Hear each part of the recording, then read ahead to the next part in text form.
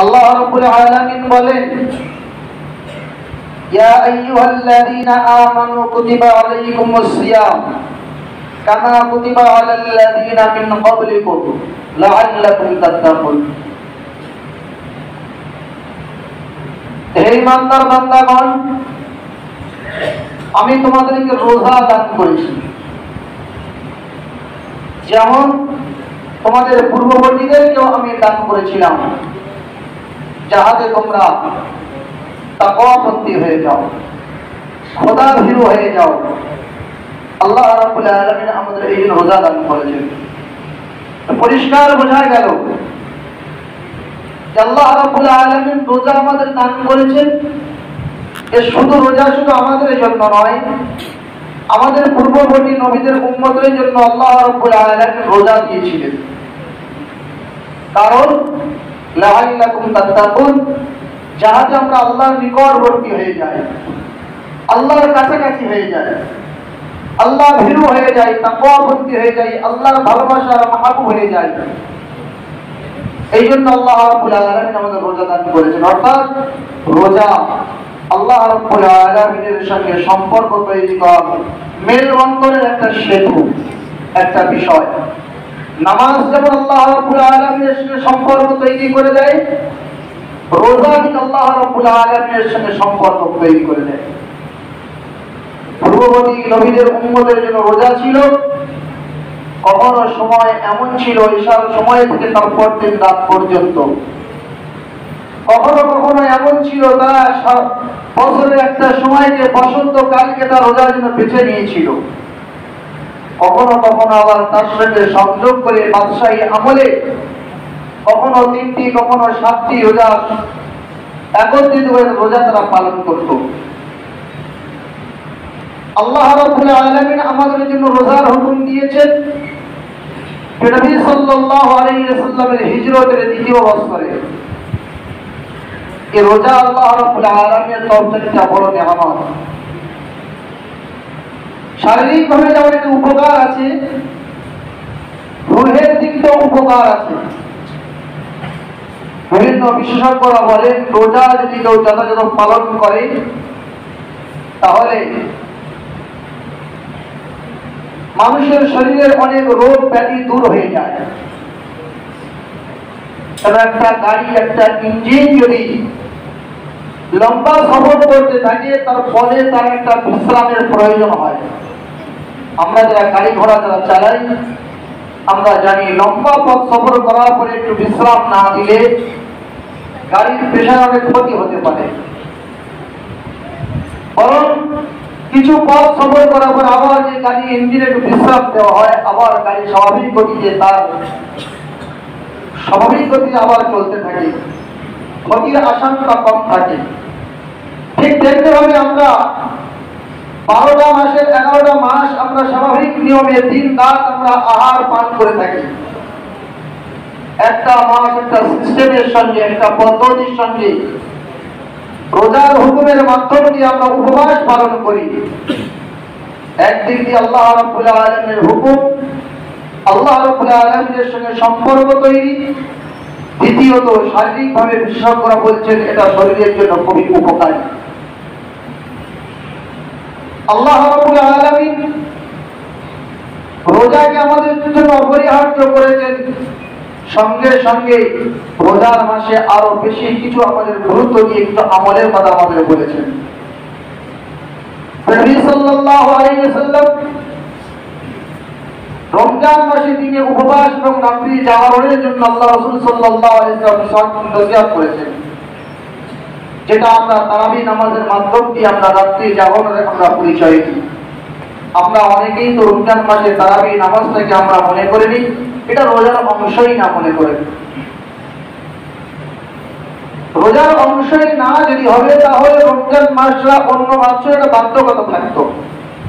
অতএব এটাই পরিষ্কার, তারাবির নামাজ রমজান মাসেই শুধুমাত্র আমাদের জন্য সুন্নত, অন্য মাসের জন্য আমাদের করা হয়নি। অর্থাৎ রোজার সঙ্গে সম্পর্কটা খুব নিবিড় সম্পর্ক। তারাবি নামাজ ছাড়া রোজা কমজোর হবে। সেহরি যেমন একটা ফজিলত আছে, এই তারাবি নামাজের বড় ফজিলত আছে। এই তারাবি নামাজ আদায় না করা হয় তাহলে রোজা আমাদের কমজোর হয়ে যাবে। নবী সাল্লাল্লাহু আলাইহি ওয়াসাল্লাম রমজান মাস আসার আগে সাহাবাদের ডাকতেন। রমজান মাস ফজিলতের মাস, আল্লাহর সন্তুষ্টির মাস, দান খয়রাতের মাস। সাহাবাদেরকে তিনি নসিহত করতেন, উৎসাহ দিতেন এবং উৎসাহ দেওয়ার জন্য আল্লাহ রাসূল সাল্লাল্লাহু আলাইহি ওয়াসাল্লাম আদেশ দিতেন। অর্থাৎ রমজান মাসে যে সমস্ত ভালো কাজ, সেই ভালো কাজে উৎসাহ দেওয়ার জন্য নবী সাল্লাল্লাহু আলাইহি ওয়াসাল্লাম বলতেন এবং সাহাবাদেরকে উৎসাহ দেওয়ার জন্য বলতেন। রমজান মাস এত বরকতের মাস, অন্য মাসে একটা ফরজ হুকুম পালন করলে যে সওয়াব পাওয়া যায়, রমজান মাসে একটা ফরজ হুকুম যদি পালন করা হয় আল্লাহ রাব্বুল আলামিন তার বিনিময়ে 70টা ফরজের সওয়াব দান করেন। সুবহানাল্লাহ। আর একটা নফল ইবাদত যদি করা হয় আল্লাহ রাব্বুল আলামিন তার বিনিময়ে একটা ফরজের সওয়াব আল্লাহ রাব্বুল আলামিন দান করেন। একটা ফরজ 70 ফরজের সমান সওয়াব পাওয়া যায়, আর একটা নফল একটা ফরজের সমতুল্য সওয়াব পাওয়া যায়। বোঝা গেল একটা ফরজ 70 নফলের থেকে উত্তম। রমজান মাসে যদি কেউ রোজাদারদেরকে ইফতার করা, আল্লাহ রাসূল সাল্লাল্লাহু আলাইহি ওয়াসাল্লাম বলেন যে রোজাদারকে ইফতার করানো হবে সেই রোজাদারের রোজার সমপরিমাণ সওয়াব যে বান্দা ইফতারি করাচ্ছেন তার আমলনামায় লেখা হবে। সুবহানাল্লাহ। সাহাবারা জিজ্ঞাসা করেছিলেন ইফতারি পেট পূরণ করে ইফতারি করাতে হবে কিনা। আল্লাহ রাসূল সাল্লাল্লাহু আলাইহি ওয়াসাল্লাম একটা খেজুরের উপমা দিয়েছেন। একটা খেজুর দ্বারাও যদি কেউ কাউকে ইফতার করান তাহলে আল্লাহ রাব্বুল আলামিন রোজাদারের সমপরিমাণ সওয়াব দান করবেন। এটা আল্লাহ রাসূল সাল্লাল্লাহু আলাইহি ওয়াসাল্লাম বলেছেন। এক গ্লাস শরবত ঠান্ডা পানি যদি রোজাদারকে পান করানো হয়, কিতাবে এমন এসেছে আল্লাহ রাসূল সাল্লাল্লাহু আলাইহি ওয়াসাল্লাম হাশরের ময়দানে হাউজে কাউসার থেকে তাকে পান করাবেন। আর সেই হাউজে কাউসার থেকে পান করার পর জান্নাতে যাওয়ার আগ পর্যন্ত সে আর পিপাসার্ত হবে না। সুবহানাল্লাহ। রমজান মাস খুব বরকতের মাস। রমজান মাস আল্লাহ রাব্বুল আলামিন আমাদের জন্য বড় নিয়ামত হিসেবে পাঠিয়েছেন। যদি আমরা এর কদর করি তাহলে আল্লাহ রাব্বুল আলামিন আমাদের জন্য অনেক লাভ রেখেছেন। বিশেষ কিছু লাভ আল্লাহ রাসূল সাল্লাল্লাহু আলাইহি ওয়াসাল্লাম বলেছেন, যেটা অন্য উম্মতদের জন্য যে লাভের কথা বলা হয়, যে লাভের ঘোষণা শুধুমাত্র উম্মত মুহাম্মাদীর জন্যই বরাদ্দ, সেটি হচ্ছে রোজাদারের মুখের গন্ধ। সারাদিন রোজা রাখার পরে মুখে একটা গন্ধ সৃষ্টি হয়, একটা গন্ধ আসে। আল্লাহ রাব্বুল আলামিনের কাছে এই ঘ্রাণ মৃগনাভি অর্থাৎ মিশকে আম্বারের থেকেও আল্লাহ রাব্বুল আলামিনের কাছে প্রিয়। রোজাদার পাশ দিয়ে যায়, সারাদিন ভুখায় থাকার কারণে মুখে যে দুর্গন্ধ সৃষ্টি হয়, আমি আপনি রোজাদারের পাশে গেলে আমাকে আমার অস্বস্তি মনে হতে পারে, আমি আপনি পাশে গেলে আমার কিন্তু মনে হতে পারে। কিন্তু রোজাদারের জন্য আল্লাহ রাব্বুল আলামিন এত ভালোবাসেন রোজাদারকে, ওই গন্ধটা আল্লাহ রাব্বুল আলামিনের কাছে মিশকে আম্বারের থেকেও প্রিয়। যেমন কিনা আমরা আমাদের সঙ্গে কারোর সম্পর্ক তৈরি হলে, মনের মিল হয়ে গেলে, অন্তরঙ্গ আন্তরিকতার জায়গা তৈরি হয়ে গেলে তার গন্ধটা আমার কাছে গন্ধ মনে হয় না, অর্থাৎ প্রেমের তাড়নায় সেই গন্ধটাও আমার কাছে সুগন্ধ মনে হয়। ঠিক তেমনি ভাবে আল্লাহ রাব্বুল আলামিন বান্দা রোজা রাখার কারণে বান্দার প্রতি এত প্রেম আল্লাহ রাব্বুল আলামিন দান করেন, এত ভালোবাসা আল্লাহ রাব্বুল আলামিন দান করেন, যে বান্দার মুখের গন্ধটা আল্লাহ রাব্বুল আলামিনের কাছে গন্ধ তো মনে হয় না, শুধুমাত্র গন্ধ তো দূরের কথা, পৃথিবীর মধ্যে শ্রেষ্ঠ সুবাস শ্রেষ্ঠ সুগন্ধ মিশকে আম্বার আল্লাহ রাব্বুল আলামিনের কাছে তার থেকেও প্রিয় মনে হয়। সুবহানাল্লাহ। এটা রোজাদারের জন্য পূর্ববর্তী নবীদের উম্মতদেরকে এটা দেওয়া হয়। রোজাদারদের জন্য দরিয়ার মাছ পুকুরের মাছ পর্যন্ত দোয়া করতে থাকে। এর অর্থ এটাই, আল্লাহ রাব্বুল আলামিন যখন কোন বান্দাকে ভালোবাসেন, জিবরাইল আলাইহিস সালামকে বলেন, যাও আমার ওই বান্দার প্রতি আমার ভালোবাসা এটা তুমি আমার মখলুকের প্রতি জানিয়ে দাও, ঘোষণা দিয়ে দাও। জিবরাইল ফেরেশতা আসমানের বাসিন্দাদের প্রতি ঘোষণা দিয়ে থাকেন, দুনিয়ার সমস্ত মখলুকের প্রতি ঘোষণা দিয়ে থাকেন, আর সমস্ত মখলুকের প্রতি আল্লাহ রাব্বুল আলামিনের প্রতি যেহেতু বান্দার ভালোবাসা হয়েছে, তাই সেই বান্দার প্রতি মখলুকের অন্তরে আল্লাহ রাব্বুল আলামিন ভালোবাসা তৈরি করে দেন। আল্লাহ সেই বান্দাকে ভালোবাসেন, আর তার মখলুকদের মধ্যেও সেই ভালোবাসা আল্লাহ রাব্বুল আলামিন তৈরি করে দেন, যার ফলস্বরূপ আল্লাহর মখলুকরাও ওই রোজাদারদের জন্য দোয়া করতে থাকে, এমনকি পুকুরের মাছও সেই রোজাদারদের জন্য দোয়া করতে থাকে। সুবহানাল্লাহ। যেটা পূর্ববর্তী উম্মতের জন্য যেটা ছিল না, এটা উম্মতে মুহাম্মাদের জন্য খাস পাওনা। জান্নাতকে সুসজ্জিত করা হয়। জান্নাত তো এমনিই তো মনোরম, জান্নাতের পরিবেশ তো এমনি সৌন্দর্য। রোজাদার আল্লাহ রাব্বুল আলামিন রোজাদারের জন্য, ভোগায় থাকার জন্য, উপবাস থাকার জন্য, আল্লাহর সন্তুষ্টিকে রাখার জন্য খাওয়া পানা আরো দূর করে দিয়েছে, যার কারণে আল্লাহ রাব্বুল আলামিন আলাদা করে জান্নাতকে সুসজ্জিত করে।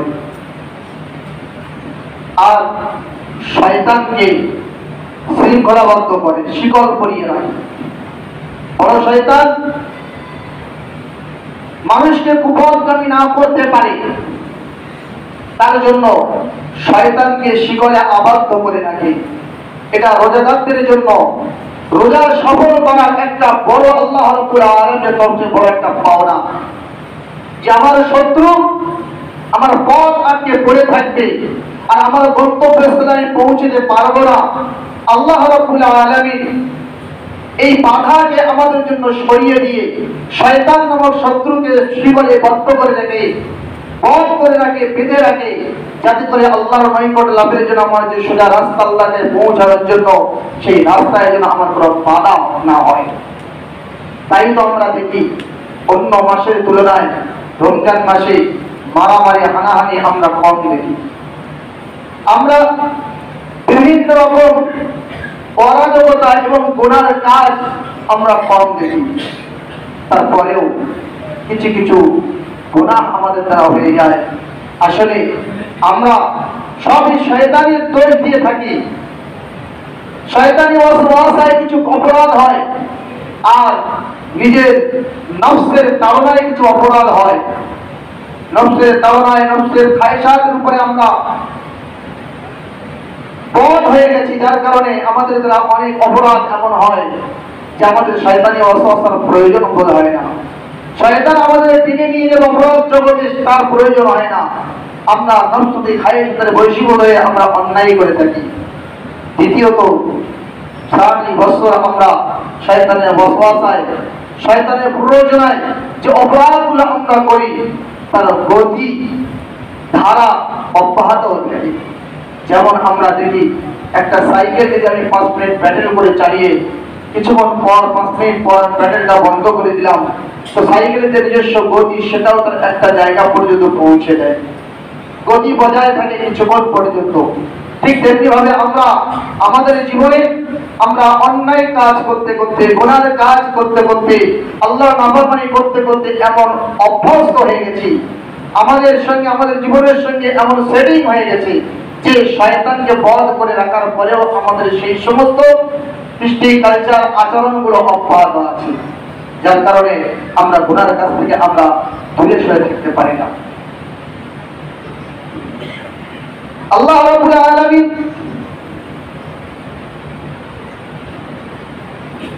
একটা আমাদের জন্য বড় নিয়ামত তিনি রেখেছেন, সেটা হচ্ছে শেষ রাত্রে আল্লাহ রাব্বুল আলামিন আমাদের গুনাহকে মাফ করে দেন। সাহাবারা জিজ্ঞাসা করছেন, ইয়া রাসূলুল্লাহ, এই ক্ষমা, এই মাফ কি সব রাত্রে? আল্লাহ রাসূল বললেন যে না, মজদুর তার মজুরি শেষ করবে আর তারপরে সে তার পাওনা পেয়ে যাবে। অর্থাৎ প্রতিনিয়ত বান্দা যে আল্লাহ রাব্বুল আলামিনের জন্য উপবাস থাকবে, আল্লাহ রাব্বুল আলামিন প্রতিনিয়ত তার প্রতিদান দিয়ে দেবে। রমজান মাস আমাদের জন্য বড় ফজিলতের মাস, আর কবুল হওয়ার জন্য আমাদেরকে সতর্কতা অবলম্বন করতে হবে। এত বড় ফজিলতের মাস, এত বড় ফজিলত যার মধ্যে আছে, তার কিছু নিয়মাবলী আছে, সতর্কতার কথা আছে। মোটা কিছু সতর্কতা আমাদের জেনে রাখা অবশ্যই দরকার। আমার জীবনে অভ্যস্ত হওয়া দরকার, পালন করা দরকার, নইলে আমার রোজা আল্লাহর কাছে কবুল নাও হতে পারে। এক, নিজের চোখকে হেফাজত করা। চোখকে হেফাজত করা আল্লাহ রাব্বুল আলামিনের নিষেধ, সেই সমস্ত কাজ আমার চোখ দিয়ে যেন না ঘটে, সতর্ক থাকতে হবে আমার। জবানকে হেফাজত করা, গীবত, গিল্লা, চগলখড়ি, নোংরা কথা, কটু কথা, ফজুল কথা থেকে আমার জবানকে হেফাজত করতে হবে। কানের হেফাজত, কানের সমস্ত অবৈধ শোনা থেকে কানকে হেফাজত করতে হবে। 3 নাম্বার 4, শরীরের সমস্ত অঙ্গ প্রত্যঙ্গকে হেফাজত করতে হবে। বিশেষ চোখ, কান, জবান তো আছেই, সঙ্গে সঙ্গে অন্যান্য অঙ্গ প্রত্যঙ্গটা, হাত, পা, চুরির দিকে, গোড়ার দিকে, অপরাধের দিকে আমার হাত পা ধাবিত না হয়, আমাকে হেফাজত করতে হবে। নাম্বার 5, যেটা বড় বিষয়, হালাল রিজিক দ্বারা আমাদের ইফতার করতে হবে। রোজা কবুল হওয়ার শর্তের মধ্যে বড় একটা শর্ত। আর এই আশঙ্কা সবসময় রাখতে হবে মনে মনে, ভীতি, আমার রোজাটা কবুল হলো কিনা, আমি সঠিকভাবে পালন করতে পারলাম কিনা, এটা আমার সময় মাথায় রাখতে হবে। এই শর্তগুলোর সঙ্গে যদি আমি রোজা সঠিকভাবে পালন করেছি, আল্লাহ রাব্বুল আলামিন আগের যে বর্ণনা লাভের কথা ঘোষণা করা হয়েছে, সেগুলো আল্লাহ রাব্বুল আলামিন আমাদের দান করবে। বিশেষ মাস, দুটো আমল বেশি বেশি করার কথা আল্লাহ রাসূল সাল্লাল্লাহু আলাইহি ওয়াসাল্লাম বলেছেন। কালিমা তাইয়্যিবা বেশি বেশি পাঠ করতে হবে, আস্তাগফার বেশি বেশি পড়তে হবে। ক্ষমার মাস, রমজান মাস, নাজাতের মাস, রহমতের মাস, মাগফিরাতের মাস, বেশি করে আমাকে আস্তাগফার করতে হবে। কালিমার ওয়াজিফা বেশি, আর আস্তাগফার অর্থাৎ নিজের গুনাহের জন্য ক্ষমা বেশি আল্লাহ রাব্বুল আলামিন চাইতে হবে। আর দুটো জিনিস আল্লাহ রাব্বুল আলামিনের চাইতে হবে দোয়ার মাধ্যম দিয়ে, জাহান্নাম থেকে রেহাই আর জান্নাতের পাওয়ার আবেদন আল্লাহ রাব্বুল আলামিনের কাছে বেশি বেশি করতে হবে। আমরা রোজার মাসকে আমরা বেশি বেশি গুরুত্ব দিয়ে দেখার চেষ্টা করব। আল্লাহ রাব্বুল আলামিন আমাদের তৌফিক দান করুন। আমাদের মসজিদে ইফতারের ব্যাপারে চার্ট দেওয়া আছে।